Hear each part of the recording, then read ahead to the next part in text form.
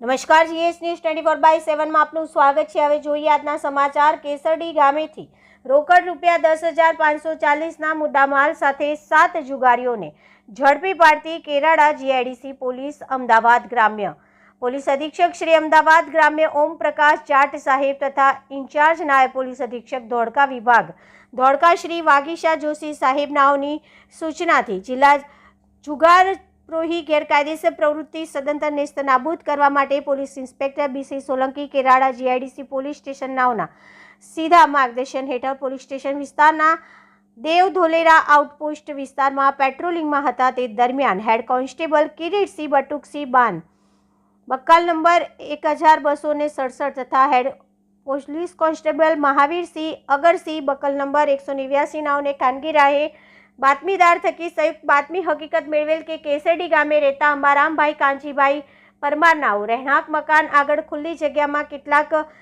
ઈસમો ગંજી પાનાના 3 પત્તી પૈસા પાનાની હારજીતનો જુગાર રમાડે છે। જે બાતમી હકીકતના આધારે બાતમીવાળી જગ્યાએ રેડ કરતા જુગાર રમતા કુલ 7 ઈસમોને પકડી તેમની અંગ ઝડતીમાંથી રોકડ રૂપિયા 10,200 તથા દાવ ઉપર રોકડ 340 મળીને કુલ રૂપિયા 10,540ના મુદ્દામાલ સાથે પકડી પાડી કાયદેસરની કાર્યવાહી કરતી કેરાડા જીઆઈડીસી પોલીસ। તંત્રી અહેવાલ મહેન્દ્રસિંહ ડાભી, જીએસ ન્યૂઝ 24/7 બાવડા।